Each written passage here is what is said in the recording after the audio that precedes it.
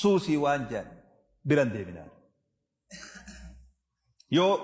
jiruu hanga rabbinaa qoode gammachuun hin jiraadhaa barbaade hin haraariintu yoo yeroo takka haraareetiin takka mirqaanee jiraadha jette yeroo mirqaantees daangarra jirtu yoo haraartees daangarra jirtu oof akkasumatti yeroo mirqaanan daangaa dabar yeroo haraarte immoo haraaraadhaan kurmaal yeroo rabbi si uumen qabdu jechuudha yeroo takka haraaraaf rakkatta yeroo takka immoo mirqaantee rakkatta akka rabbi si uume jiraachuudhaaf haraaraa waan jedhan ramadaana baranaa kana bu'uura godhattee hiitee kaawutu ni laalta uume yoo duute hin duutu amata dhufu sii coraa bareedaa si agarra yoo rabbi fedhe hafuulilleen si bareedu haqaamnilleen si bareedu wallaahi karoo karaame ilkelleen ka bareedu ilkeen dargaggeessa kana amma sila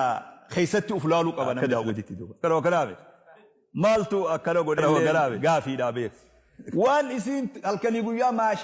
maashina godhanii daayitu santu akkana godhe duuba maashina waan rabbiin hin daayisisu jirra ilkee duuba ammas galee waan rabbiin hin daayisisu jirra re'ee fi hoolaa fi korbeeyyii teenya wajjii wal sharrakne duuba waan nuti deemnuun kana korbeessi wanni kun kiyya ja'a si jalaa nafu abata isaan nu dhufe moo nu itti dhaqe moo korbeessan nu dhufe nu itti dhaqe buleessu re'een waan ufii jirti nuti keenya finnee re'eetti sharrakuun ganuma garaame barbaachisaa dhaame kana hidhaa kaayaa namni dargaggeessa ta'e kun dhaamsi jabaan dubbiin jabduun keellaan jabduun saahibni kee daftara kee qalama kee ajalo dhaggeeffadhaa saahibni kee daftara kee qalama kee hanga rabbi guyyaa tokko si jaaree rakkoo garam gorraa tana keessaa si baasee abbaa bultii hanga rabbi si taasisu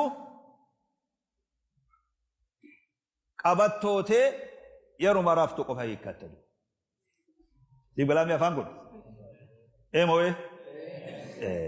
naamusa kana keellan hamaandu keellan namni meeqalleen itti kufee dubri meeqalleen itti kufee dargaggeessi meeqalleen itti kufaa jiru amma daqiiqaan isinitti haasa'ullee kufaa jiru keellaa kana waan ta'eef hariiroo dubraa fi dardaraa hariiroo barataa fi barattuu sigalee hariiroon tun hariiroo akkam bultan assalaamu alaykum qofa ta'uu qaba warri fiqii waan jedhe geesse dubra irratti salaammatuu ni ta'u jedhe akkas jedhii bar maaliif namni ammaa hujje nagayaa je'ee nama gayaa je amma sigalee wanni akkas jedhii barsanii fi bar nagayaa je'ee nama gayaa je fayyaadhaa je'ee namatti fayyaa jedhe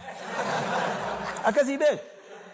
salaamtan gariin kanummaan hogga biroo sawaabaatuun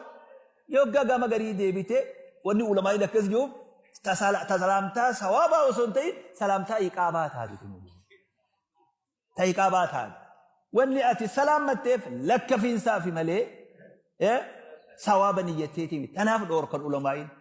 dubra irratti dulloota farra salaamadhaa jedhan dubra irratti salaamadhaa jedhan ayyoo guddoo assalaamu alaykum yoo jettam aati kana wakaraame guddadhu ilma kiyya sumaan jedhanii du'aayii fudhattatu kana wakaraame hattaa salaamtuma rabbii tan dubra dargaggeessa irratti akkan salaam